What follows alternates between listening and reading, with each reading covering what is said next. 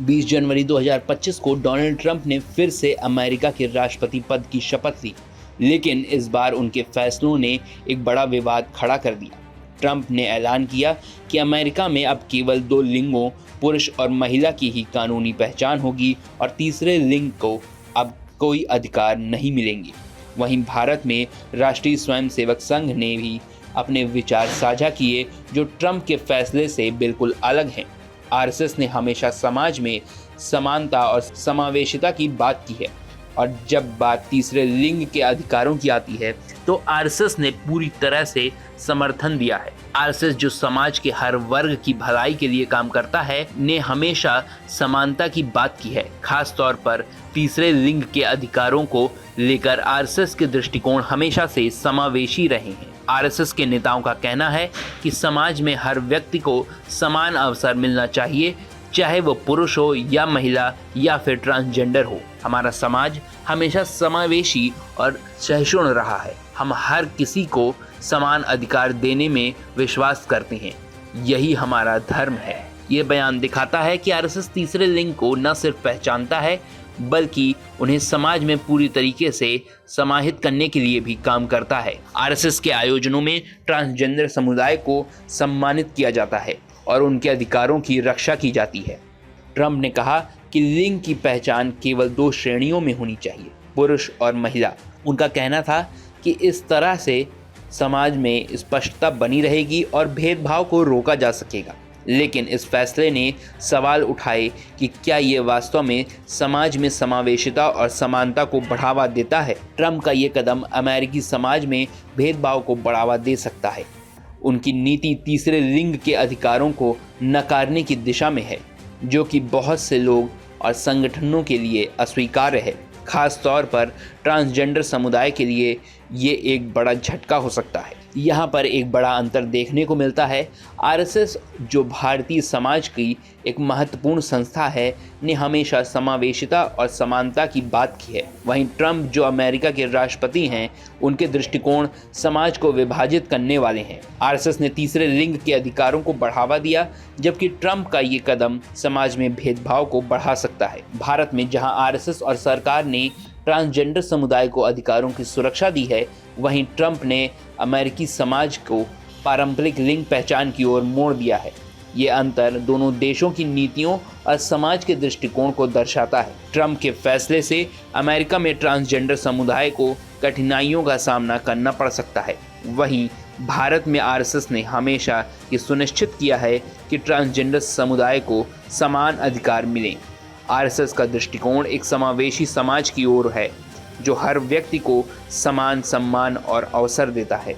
आज के इस दुनिया में जहां ट्रंप जैसे नेता समाज को विभाजित करने की कोशिश कर रहे हैं, वहीं आरएसएस जैसा संगठन समावेशिता और समानता की दिशा में काम कर रहा है। ट्रंप का ये कदम अमेरिका में ट्रांसजेंडर समुदाय के लिए एक चुनौती बन सकता है, लेकिन आरएसएस ने भारत में दिखाया कि समानता की ओर बढ़ते हुए हम एक मजबूत और समावेशी समाज बना सकते हैं। क्या आपको लगता है कि ट्रंप का ये फैसला सही है या आरएसएस का दृष्टिकोण समाज के लिए सही है? अपनी संविधान सम्मत न्याय व्यवस्था को पवित्र सर्वश्रेष्ठ मानकर उसके निर्णय हमको पालन करने चाहिए।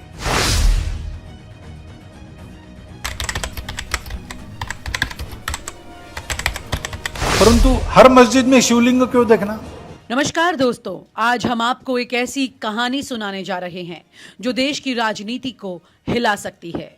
क्या प्रधानमंत्री नरेंद्र मोदी और राष्ट्रीय स्वयंसेवक संघ यानी कि आरएसएस, जो भारतीय जनता पार्टी की वैचारिक आधार है, अब वो साथ नहीं है? क्या अब मोदी और संघ के बीच बढ़ती दूरियां भाजपा के भविष्य को बदल देंगी? अंदरूनी सूत्रों और विश्वसनीय खबरों के आधार पर आज हम आपको बता देंगे इस विवाद के पीछे की असली कहानी क्या है। दोस्तों, बात करते हैं मोदी और आरएसएस के रिश्ते की शुरुआत की। नरेंद्र मोदी ने आरएसएस के साथ अपने सफर की शुरुआत 1970 के दशक में की। एक समर्पित प्रचारक के रूप में उन्होंने संगठन के सिद्धांतों को न सिर्फ अपनाया, बल्कि अपनी जिंदगी का हिस्सा बना लिया।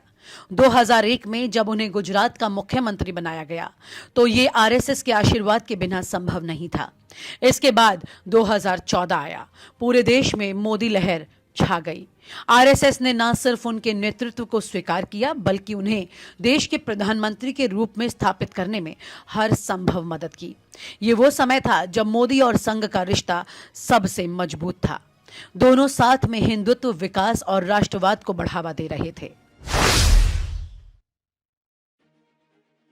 लेकिन दोस्तों, जैसा कि कहा जाता है, हर रिश्ते में कभी ना कभी मतभेद आ ही जाते हैं। 2016 में नोटबंदी का ऐलान हुआ। पीएम मोदी ने इसे देश की काली अर्थव्यवस्था पर सर्जिकल स्ट्राइक बताया, लेकिन आरएसएस के कई वरिष्ठ नेताओं ने इस पर चुप्पी साध ली।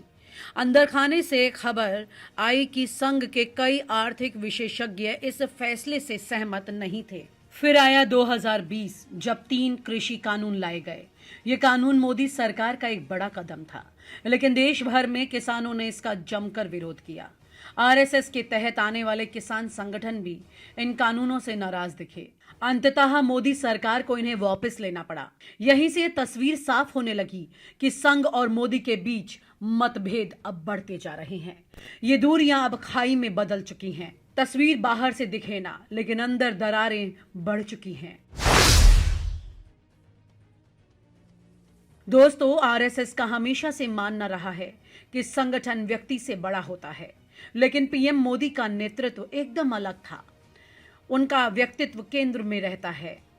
उनकी छवि एक करिश्माई नेता की है जो कि हर मुद्दे का समाधान खुद ही करने की कोशिश करती है। और ये करिश्माई नेता आरएसएस के पैटर्न पर फिट नहीं हुआ। आरएसएस के कुछ वरिष्ठ नेता ये मानते हैं कि मोदी की व्यक्तिवाद की राजनीति संघ की उस विचारधारा से मेल नहीं खाती। 2014 से अगले 5 साल का जो पहला कार्यकाल था मोदी के प्रधानमंत्री बनने का, उसमें मोदी ने संघ की सुनी, लेकिन ये कार्यकाल खत्म होते होते और दूसरा कार्यकाल में अच्छी जीत पाते ही मोदी के तेवर बदल गए। आरएसएस के साथ रिश्तों में खटास पैदा होनी शुरू हो गई और दूसरा कार्यकाल में मोदी ने आरएसएस की नहीं सुनी, बल्कि आरएसएस के अंदर बैठे कई नेताओं को बीजेपी के रंग में बल्कि अपने व्यक्तिगत रंग में बदलने की बड़ी कोशिश की। आरएसएस के कई बड़े नेता बस चक्कर काटते रह गए, उनकी बात नहीं सुनी गई और मोदी का यहां पर आत्मविश्वास इतना बढ़ चुका था कि जेपी नड्डा ने मोदी के पाले में आते हुए आरएसएस को सीधा सीधा खरी खोटी सुना दी। जेपी नड्डा को तो आप जानते ही हैं। बीजेपी के राष्ट्रीय अध्यक्ष के पद पर उन्होंने जिस तरह से काम किया, वो तस्वीरें अक्सर वायरल होती रही, जो कि हाथ में बुके लिए मोदी के इंतजार में दरवाजे पर खड़ी दिखाई देती रही।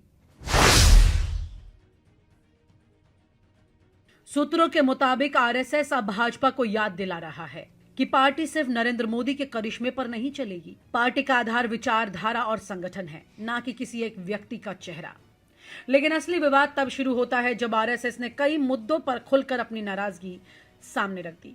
सुनिए इन मुद्दों को एक के बाद एक।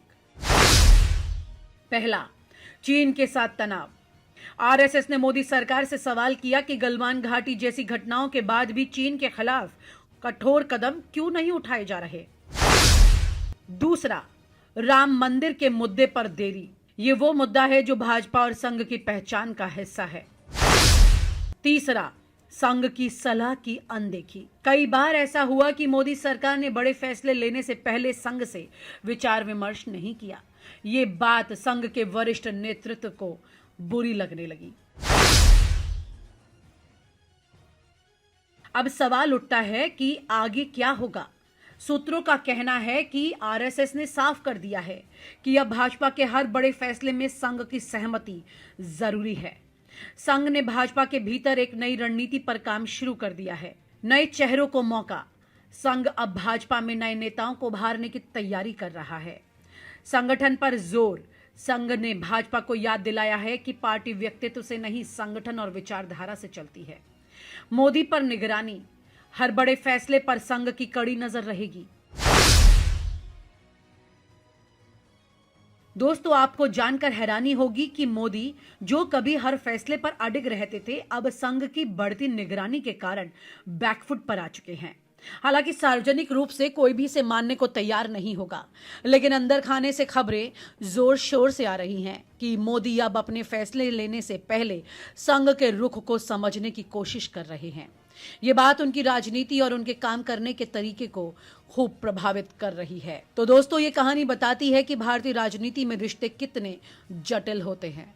नरेंद्र मोदी और आरएसएस का साथ कभी अटूट माना जाता था, लेकिन आज उनके बीच की खटास भाजपा के भविष्य पर सवाल खड़ा कर रही है।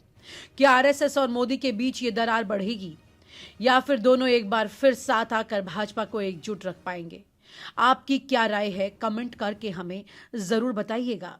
अपनी संविधान सम्मत न्याय व्यवस्था को पवित्र सर्वश्रेष्ठ मानकर उसके निर्णय हमको पालन करने चाहिए।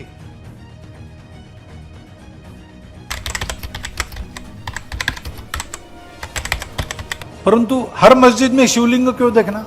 नमस्कार दोस्तों, आज हम आपको एक ऐसी कहानी सुनाने जा रहे हैं जो देश की राजनीति को हिला सकती है।